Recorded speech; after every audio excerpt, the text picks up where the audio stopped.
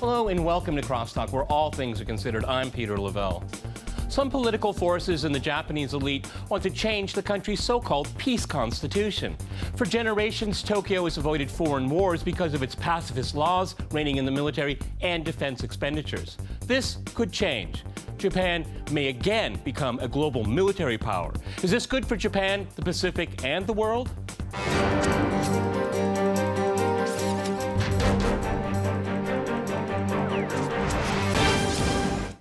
To CrossTalk Japan, I'm joined by my guest in Washington, Shihoko Gota. She is a senior associate for Northeast Asia with the Woodrow Wilson Center. We also have Daisheng Yang. He is an associate professor of Japanese history and international affairs at the George Washington University. And we cross to Brian Becker. He is the national coordinator for the Answer Coalition. All right, CrossTalk rules. In fact, that means you can jump in anytime you want, and I very much encourage it. Shihoko, if we could go to you first in Washington. Why does Japan want to change or possibly change its constitution, its peace constitution? Since 1945, it has not been in foreign wars. Body bags haven't been going home. And while it's very much part of the Washington Consensus, it has not been obliged to send troops abroad to fight America's wars, for example. But if it changes a constitution, that might all change. How do you feel about that? And how do you think the Japanese people feel about it? In a nutshell, it's to deal with the new reality facing not only Japan, but the region and the world at large. This has been a very unpopular move, and not very well received at all by many of the Japanese voters. But at the same time, we do need to be aware that there is a rising tension across the region. China is militarizing. North Korea does pose a threat to security. At the same time, the United States has been the linchpin for Japanese security. And the United States is, quite frankly, being pulled in many directions, and it cannot be committed to Asia on its own as it has been in the past. So this is really a chance for Japan to step up and meet some of its obligations to ensure stability in the region.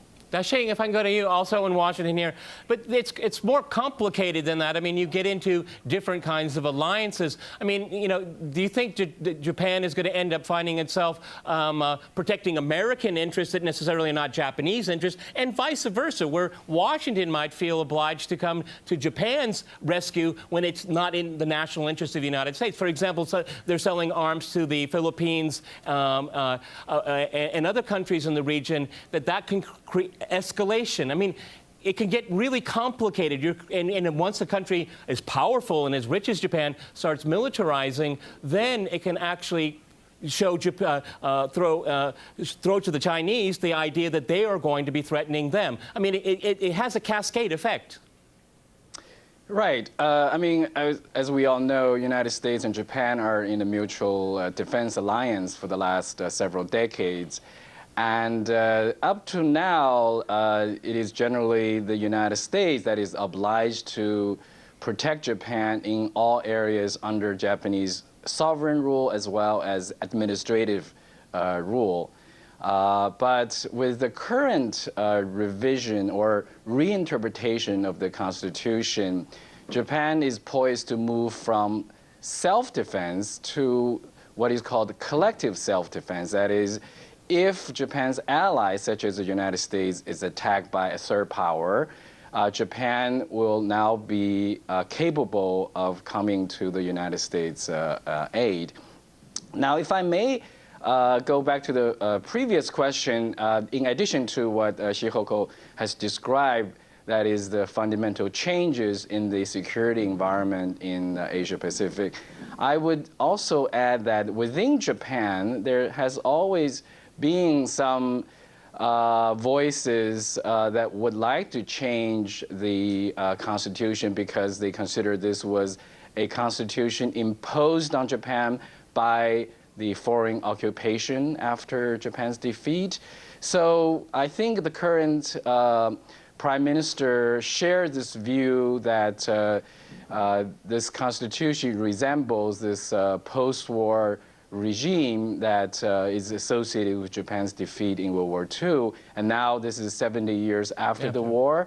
Japan should have a different posture. That may be fine, and I think, you know, when we see different changing geopolitical realities in the Pacific, that's fine. If I can go to Brian right now, but there is, you know, a sticking point here, is that the Japanese have not really apologized for its militarism and imperialism of the 20th century, and this gives a lot of people the jitters. I mean, the German example, they have apologized, they have come clean with what militarism and Nazism did to Germany and to Europe, but the Japanese are a bit skittish about that. If you were North Korean or South Korean, including, and the Chinese, I think that there's reason for concern that this country, again, would want to be a global military power.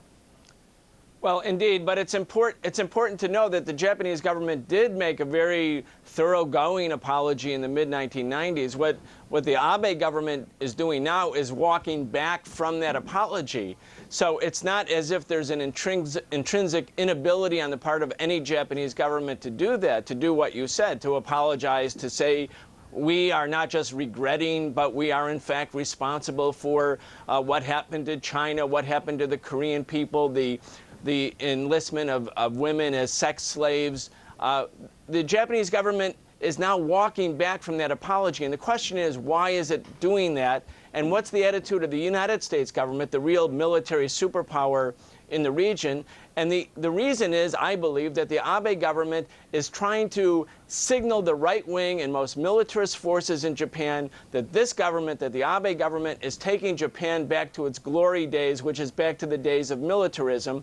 And importantly, the United States, which has a mutual security agreement with Japan since 1945, and since, yes, it imposed the Constitution, the so-called pacifist Constitution, on defeated Japan, the United States government under the Obama administration has also walked back from the previous agreement. The United States government, in fact, wants the Japanese Constitution to be reinterpreted, if not revised, so that Japanese can be fully militarized. Chuck Hagel, when he was in Japan in 2014 and he was the Secretary of Defense at that time, when he met with Abe, he said, and he said it in written form, that the United States government supports the reinterpretation of Article 9 and the Japanese Constitution, thus signaling that the United States government, too, favors the remilitarization of Japan. Why is that?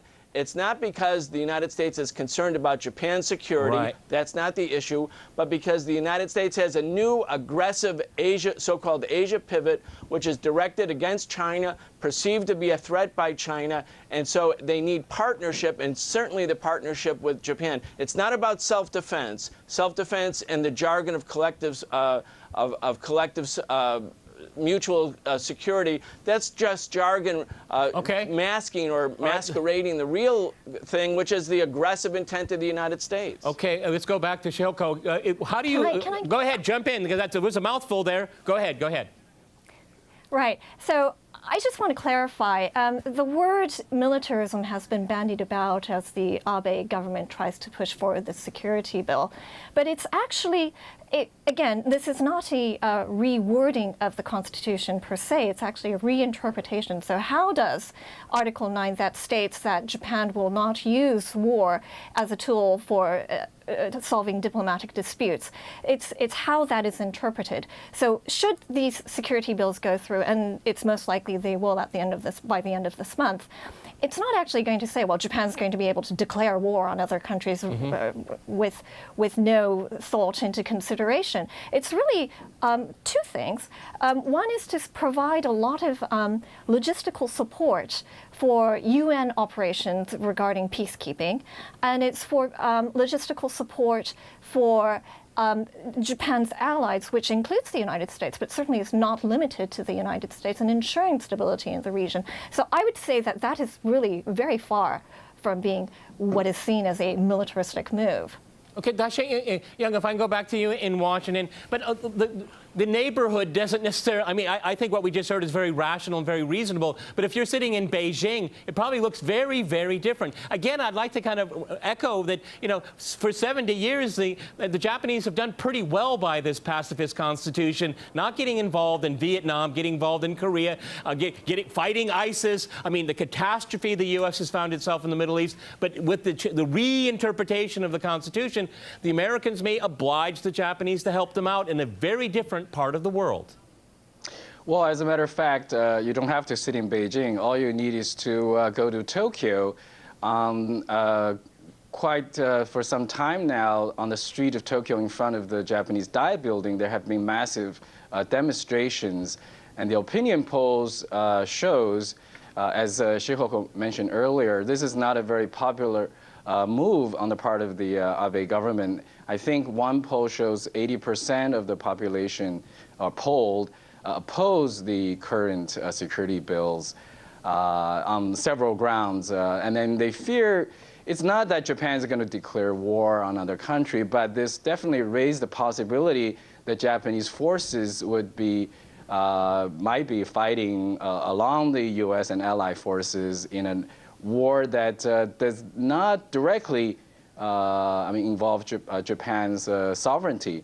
I mean, from Chinese perspective, they might see this scenario that if there is a conflict between the United States and Japan over the Taiwan Strait, Japan might be involved in that conflict on the side of the United States, whether it's providing logistic support or other kinds of participation. And that, for China, is definitely considered a alarming move.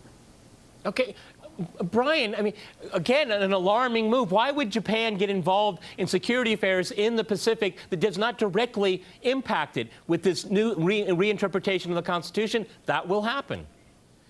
Indeed, it will. And in fact, the Japanese people have just, and it's not just the opinion polls. I was in Japan a few weeks ago.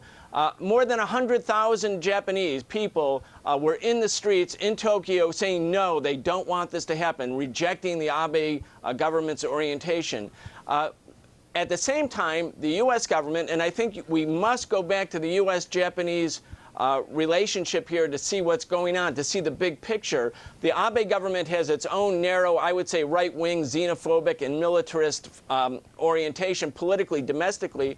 But in the background is Ashton Carter saying just recently on the eve of the 68th anniversary of the U.S. Air Force that the United States seeks to deepen its relationship with Japan and now sees its relationship with China mainly as competitive, not as cooperative, and then announces, and this he just recently announced, that most of the high-end U.S. Air Force assets will be in this region in the next coming years. Right. That's the Asia pivot. Let me jump in here on that point. We've run out of time here in this part of the program. After a short break, we'll continue our discussion on Japan. Stay with RT.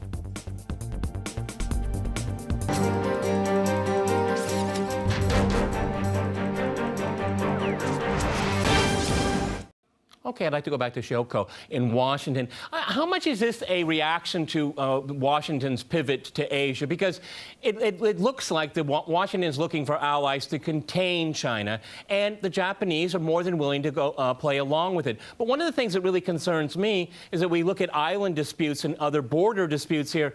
Does the United States risk being pulled into a possible conflict that it doesn't want to be, though it's emboldening Japan to increase its defense spending, to have a more muscular posture in the Pacific? Don't we risk falling into a situation where the risk levels just can, escalate, and where not everybody wants to go that far? Well, when it comes to the U.S. rebalance towards Asia, ensuring that the U.S.-Japan military alliance remains strong is certainly a key component to that.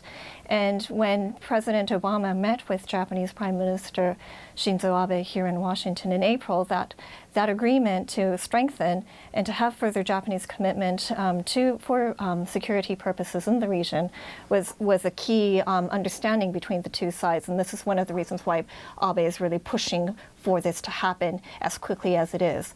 That said, what the United States really want is to ensure not only a strong Japan, a strong alliance with Japan, but also with Korea, as well as some of its other key partners in the region. And so it wants to move away from a hub and spoke kind of system into a more greater integrated system. So what it really needs is greater cooperation between Japan and Korea as much as it does with Tokyo directly. So we want to see a bigger triangular alliance system being enacted. And given a lot of the baggage of history this is actually going to be a difficult maneuver for Washington. I would absolutely. Brian, if I can go to you, I mean, this just sounds like the militarization of the Pacific here. I mean, obviously, the Chinese are building up their military, but if they see this signal where the United States is going to create a very coordinated, very robust alliance against China, that's only going to create this escalation of arms being built up in the Pacific where it wasn't there before. That's right, and the people in Japan know it, the people in Korea know it. The people in Japan are alarmed because Japan actually doesn't face an imminent threat, it doesn't face an imminent military aggression from China.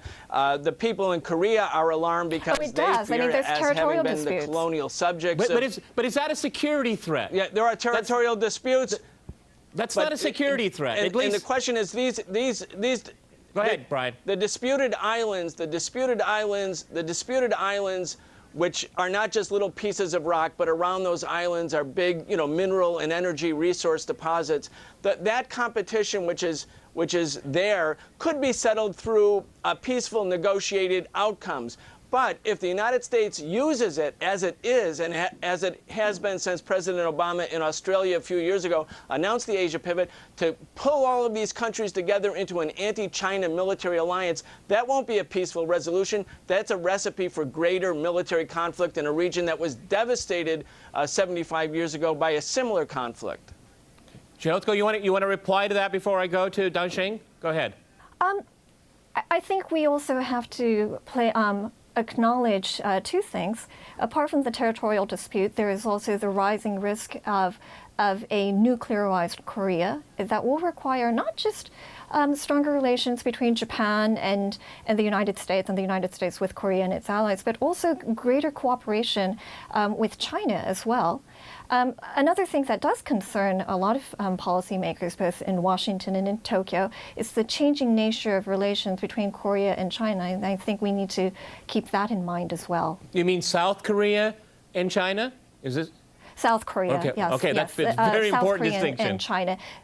I mean, Dasheng, if I can go to you, also South Korea and China. In Washington as well. I mean, again, if you were sitting in Beijing and you see Japan reinterpreting its peace constitution, you look at the American pivot or rebalancing to Asia. I mean, you're not going to take it lightly, are you? And is Washington and Tokyo cognizant of this? This is very important. These are perceptions of security, and we've seen that the Chinese are quite willing to create literally facts on the ground by building their own islands. I mean, this is turning into a competition. Is there a way to veer away from it, or are we just on a head-along collision? Well, I mean, to be honest, I don't know what people sitting in Beijing really think, but you're absolutely right that this perception of threat is the key here. Just as Shikoko mentioned earlier, in response to your question, whether the island dispute constitute an imminent threat to Japanese security, if you look at the Japanese press, some would see this as an imminent threat, and even threat to Okinawa. There even something on the blogosphere considering Chinese threat to Kyushu. Now, I think what really requires us to do here is a greater dialogue among the policymakers as well as the military to reduce this kind of misunderstanding and to have better transparency. But also part of the reasons of this high level of mistrust, not just between Japan and the United States on the one hand and China on the other, but also between South Korea and Japan, both U.S. allies, as Shihoko had mentioned, is to address these history issues, the legacy of World War II and the colonialism of the early 20th century, in order to have greater confidence building in the region. Okay, Brian, it seems to me that when we look at compromise and negotiations and building confidence here, in this century, the 21st century, more and more often and almost always, the U.S. chooses a military option to clarify and to protect its interests instead of lowering tensions. I mean, this pivot to Asia mystifies me because all it does is militarize, and that's what worries everybody in the region, and that's why everyone's going to be eyeballing everybody else. It's not the right way to do it. And it's not because of an imminent threat in Asia. That's not what's driving this. The United States has reoriented its military doctrine and its military strategy towards the Pacific. You can read the new military doctrine, the quadrennial report that the Pentagon just issued, which identifies Russia as the, quote, main threat to the United States, and secondarily, but importantly, and with a little bit more guarded language, China.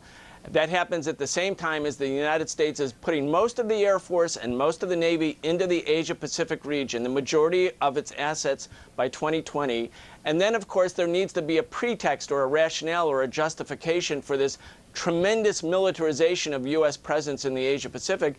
And what better to do than to have China identified as a preeminent or existential threat to Japan or to others. And so you see the United States pulling together a whole network of states who are the new constellation of U.S., like a NATO in the Pacific, which can only mean a new escalation of conflict, because China will not accept its own containment in its own neighborhood, in its own backyard. Okay, Deng Sheng, if I can go back to you here. I mean, one of the things is that just what we heard there from Brian. I mean, if China isn't, China is identified as a threat, and then it becomes a threat, and then China reacts as if it's a threat. I mean, again, it's a kind of a very psychological process right here. When you see all of these countries in the Pacific joining together, a Pacific NATO like that, then there's going to be policymakers in Beijing that say, we have no choice but to go down this path. And it seems to me that that's unreasonable and it's unnecessary. Right, I think you're right. There could be a self-fulfilling prophecy if we indeed go back to the NATO-like Cold War confrontation. The relationship between China and the United States and Japan, on the other hand, are very different from the kind of Cold War confrontation in Europe. Namely, you do have this military side, there's no denial of that, but also economically, China and Japan, China and United States are so interdependent, so intertwined. These days, if you go to Japan, you see so many Chinese tourists buying products in Japan, which is an important contribution to Japanese economic recovery, and vice versa. Japanese investment in China is still very important. So I think if we only talk about this mutual threat, then indeed it will end up being this self-fulfilling prophecy, unless we look at the side of mutual interdependence, economic and in other spheres as well. So that's the lesson we should learn from history. There's also a lot of saying about this rising power, challenging status quo, Germany and Japan in the interwar period between World War I, World War II, or in the case of Germany before World War I. So I think there is a lot of lesson to be learned to avoid treating the same mistake in the 21st century Asia-Pacific. Chiyoko, if I can go to you, give you the last word of the program. How do you feel about the historical analogy we heard right there? Rising powers, status quo powers. Go ahead. I think the real lesson of history here is, going back to this topic of Japan and its constitutional revisiting bill. Can it emulate some of the things that has been learned from the German experience? Can it actually, if it does want to be a leader in the region, then it can't simply be a military force. It cannot simply be an economic force. It does have to provide moral leadership and guidance as well. And there's a lot of work to be done, but there are a lot of mutual interests within the region where they can work together. And I think I'm hopeful that eventually Tokyo can We very rarely end this program on a positive note, but we did. Many thanks to my guests in Washington, D.C., and thanks to our viewers for watching us here at RT. See you next time, and remember, crosstalk rules.